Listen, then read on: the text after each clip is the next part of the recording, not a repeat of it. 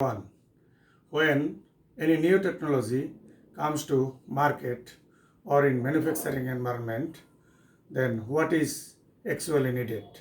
Can the existing employees operate or use that technology? I am sure they cannot use that new technology or new innovations. They cannot work with that new innovations. What they need? They need to they need to get training on that new technology or new machinery or new methods. Therefore, training is a must, and it is very important to work with the new innovations, new innovative technologies, new manufacturing processes or new methods of work. Dear students, in this lecture, I am going to discuss the introductory part of training and development course. In this course, in this chapter, I shall discuss definition of training and high leverage training, training, development and education, importance of training, typical areas of training and development, development of ask in training, learning and domains of learning, how does our brain learn, principles of learning, training process, categories of training methods, training for attitude change, benefits of training, Bloom's taxonomy, and context of training. The first topic I am going to discuss the definition of training. That means what is training?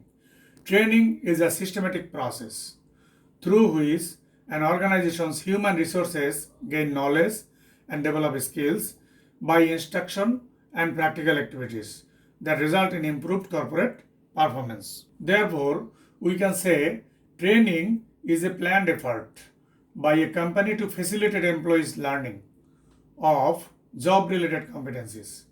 That competencies include knowledge, skills, or behavior critical for successful job performance. The goal of training is for employees to master the competencies and apply them to their day-to-day activities. Training also helps us to gain a competitive advantage. A company should view training broadly as a way to create intellectual capital. Therefore, training is an intellectual capital that is concerned with basic skills, advanced skills, and understanding of the consumer, customer, or manufacturing system and self-motivated creativity. Therefore, if we summarize this definition, then we shall see that training is a systematic process and a planned effort through which an organization's human resources gain knowledge and develop skills. Purpose of training is to master the competencies and apply them to their day-to-day activities. Training is used to gain a competitive advantage. A company should view training as a way to create intellectual capital, and training improves corporate performance.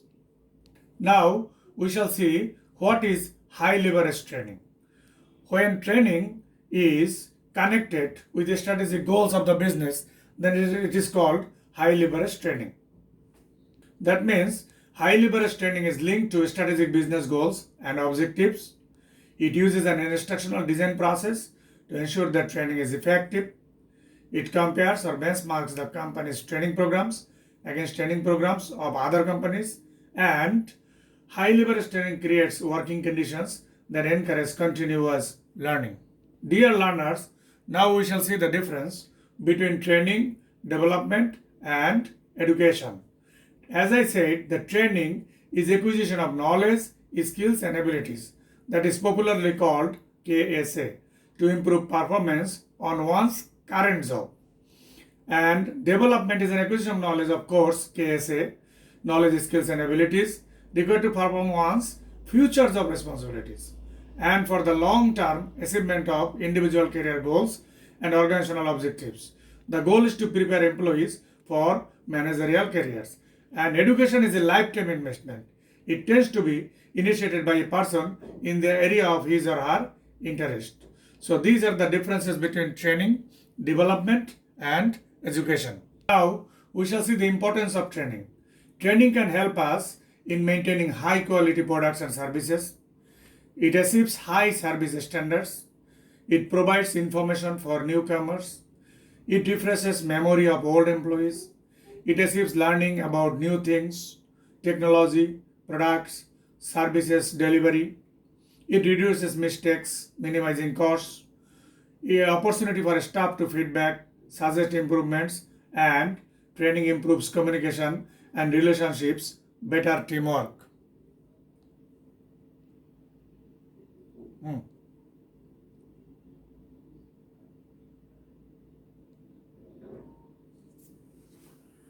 কি বাদ হয়ে গেছে?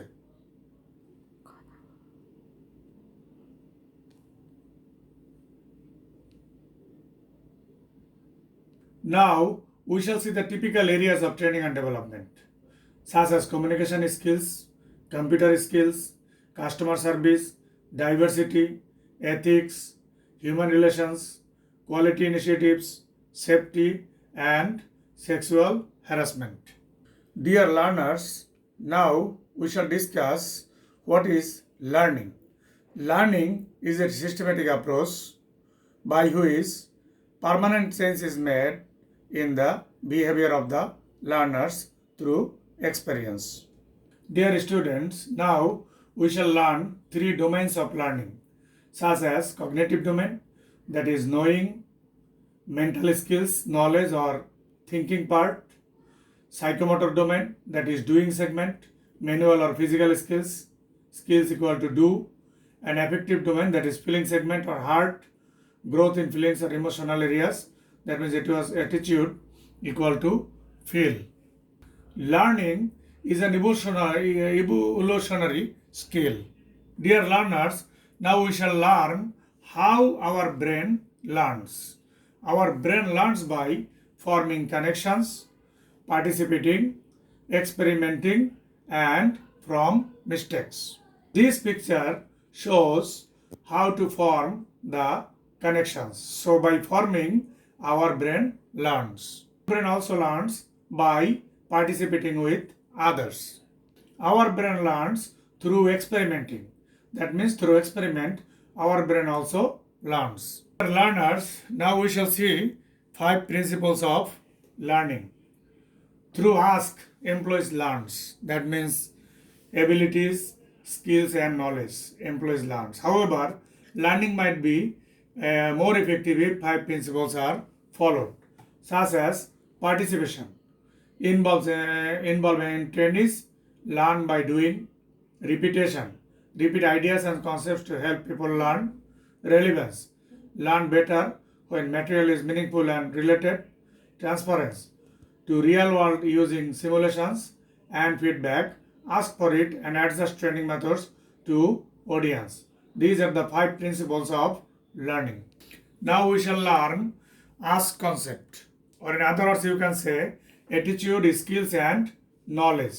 If we follow the gap concept, training is simply a means to use activities to fill up the gaps of performance between the actual results and the expected results.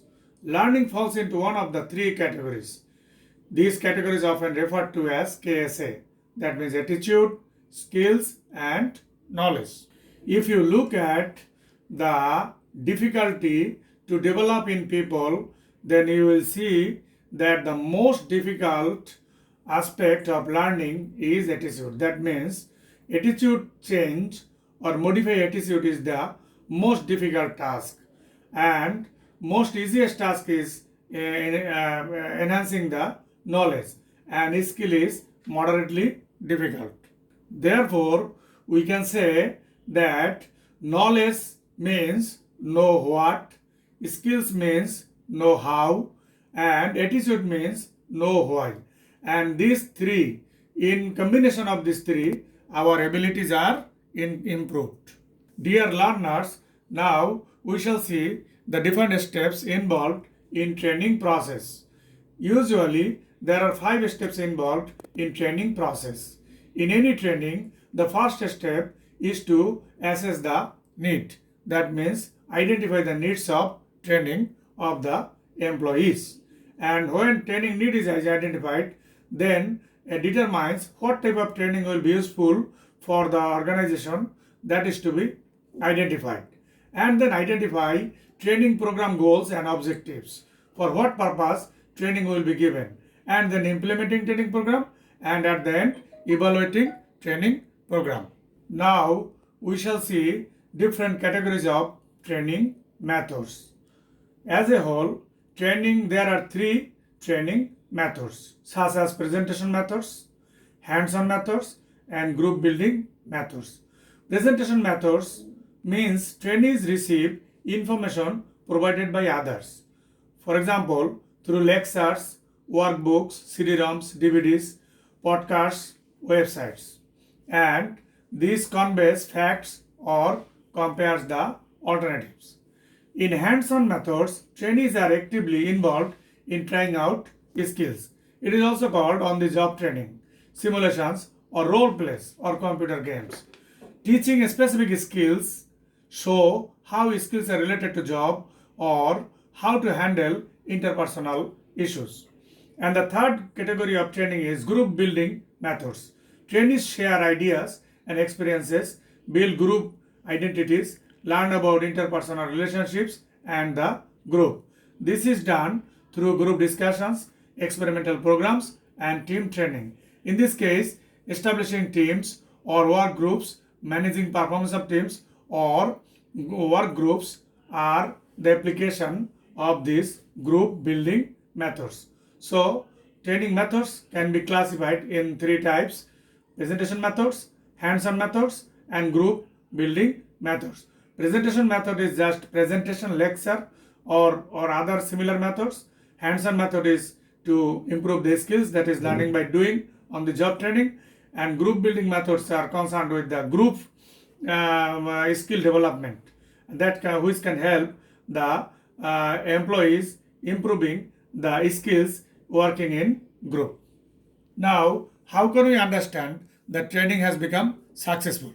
Training has become successful if we can evaluate the following points, and if we find those points are positive, then we can say the training was successful. Such as trainee satisfaction. After training, if we see trainees are satisfied, then we can immediately say that training was successful. Return on investment. After giving training, if the return on investment becomes higher or increases, then we can say training was successful. Performance improvement. Similarly, if new skills, knowledge, and attitudes are acquired by the trainees, and if transfer of training is happened, then we can say that the training program was successful. We mentioned in one slide that the training also can change the attitude. Here we shall see how training can change the attitude of the trainees. Training designed to change employee attitudes about diversity and or develop skills needed to work in a diverse workforce or in a cross-cultural environment. These programs generally emphasize either attitude awareness and change or behavioral change. Attitude awareness program or behavioral change program, we can change the understanding of the trainees so that their attitudes are changed after training. Instructional System Design Model, ISD. ISD model shows that training has got three parts. First part is need analysis. That means three types of needs are analyzed: organizational need, task related needs, and person related needs. Then the second part is training design and delivery. In this part, training objectives are set, training contexts are identified, training methods are determined, and learning principles are identified. And at the third part, training evaluation. That means evaluation criteria is set here, and evaluation is designed and then really evaluated. So ISD model tells us that in designing training, there are basically three parts: assessing the needs of training, training design and delivery, and training evaluation. Dear learners, now we shall learn the benefits of training. Training has got numerous benefits. However, the main benefit is concerned with the trainees learning. That means trainees learn something valuable that they can apply at their work. However, training can be beneficial for the organizations too. That means from organizational point of view, training can help organization implement its strategy, increase organizational effectiveness, and advantage in employee recruitment and retention. Training also can be beneficial for the employee in terms of intrinsic benefits and in terms of extrinsic benefit. Intrinsic benefits means trained employees improve their knowledge and skills, develop higher confidence or efficacy, feeling of increased usefulness, higher belongingness, higher job satisfaction and positive attitude.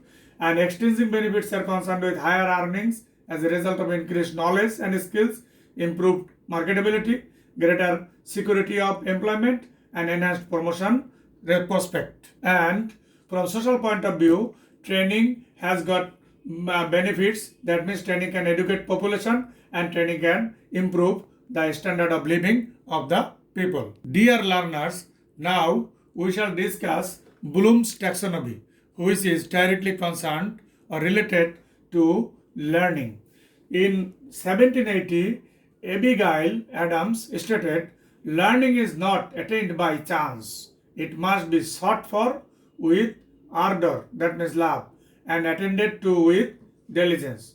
Although it received little attention when first published in 1956, Bloom's taxonomy has since been translated into 22 languages and is one of the most widely applied and most often cited references in education. Dear learners, now we shall see what is Bloom's taxonomy. Bloom's taxonomy identified 6 areas of learning. It starts from remembering. Remembering means can the student, for example, recall or remember the information? Then understanding. Can the student explain ideas or concepts? Then applying. Can the student use the information in a new way? Analyzing. Can the student distinguish between different parts? Evaluating. Can the student identify a standard or a stand or decision? And creating. That means can the student create new product or new point of view? So in Bloom's taxonomy, it is shown that it starts from remembering and ends with the creating. That means in our teaching learning process or training process, we must ensure that our students or our learners can remember from the training, can understand from the training, can apply what they learn, can analyze based on the learning, can evaluate based on the learning, and also can create something new based on teaching learning process of training programs. Now we shall discuss the context of training and development. Now training and development is important in different contexts such as environmental context and organizational context. That means for making the training effective, organizational support must be favorable and also environment must be favorable. Otherwise, training may not be effective. Organizational context is concerned with a strategy. That means a strategic HRM, a structure of the organization, human resources system, and strategic human resource links. And environmental context is concerned with PESTEL. That means political, economic, social, technological, environmental, and legal environment. So if we would like to make our training program effective, then we shall have to ensure that the environment of training and the organizational context is favorable so that learners can learn something valuable and that can be used later on at their work, and that will be able to improve their performance and the organizational performance as well. Dear learners and viewers, we have arrived at the last stage of our today's discussion, and today we discussed the introductory part of training and development course. That means the introduction chapter of training and development course. In this chapter, we learned what is training and what is high leverage training. We also learned the importance of training. We learned what is KSA or ask concept of training. We also learned different categories of training and what is learning, domains of learning, and also we learned 5 principles of learning. We learned the process of training, that means the steps involved in training process. We learned how to change the attitude through training, and also we learned Bloom's taxonomy, context of training, and we also learned benefits of training. Dear learners, I hope that this lecture will be useful for you to understand the introductory part of training and development course. Thank you.